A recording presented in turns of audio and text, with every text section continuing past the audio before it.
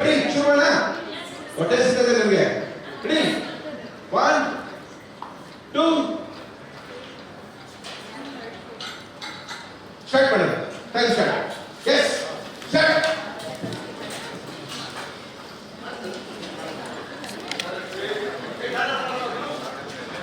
Kannada sir ದಯವಿಟ್ಟು ಕನ್ನಡ ಹುಷಾರು.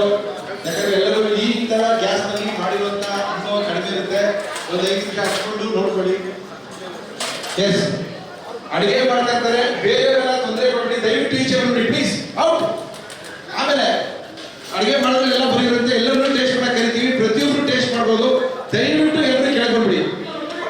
Out out out out out. ಕೆಳಗೆ ಬಂದ್ಬಿಡಿ. ಅಡಿಗೆ ಮಾಡೋರು ಅವಕಾಶ ಮಾಡ್ಕೊಡಿ. ಪನ್ನೀರ್ ಇದೆ, ನಮ್ಮದೇ ತುಪ್ಪ ಇದೆ, ಹಾಲಿದೆ, ಬೆಣ್ಣೆ ಇದೆ, ಮೊಸರು ಇದೆ, ತುಪ್ಪ ಇದೆ, ಎಲ್ಲ ಇದೆ, ಎಲ್ಲ ಮಾಡ್ತೀವಿ. ಅದೇನ್ ಮಾಡ್ತೀರೋ ಮಾಡಿ, ಚೆನ್ನಾಗಿ ಮಾಡಿ, ತಿನ್ನೋ ತರ ಮಾಡಿ. ಅವ್ರು ಬೇರೆಲ್ಲ ಬರ್ತೀವಿ ಬಾ, ತೊಂದರೆ ಆಗಿದೆ ಅವ್ರಿಗೆ. ಎಸ್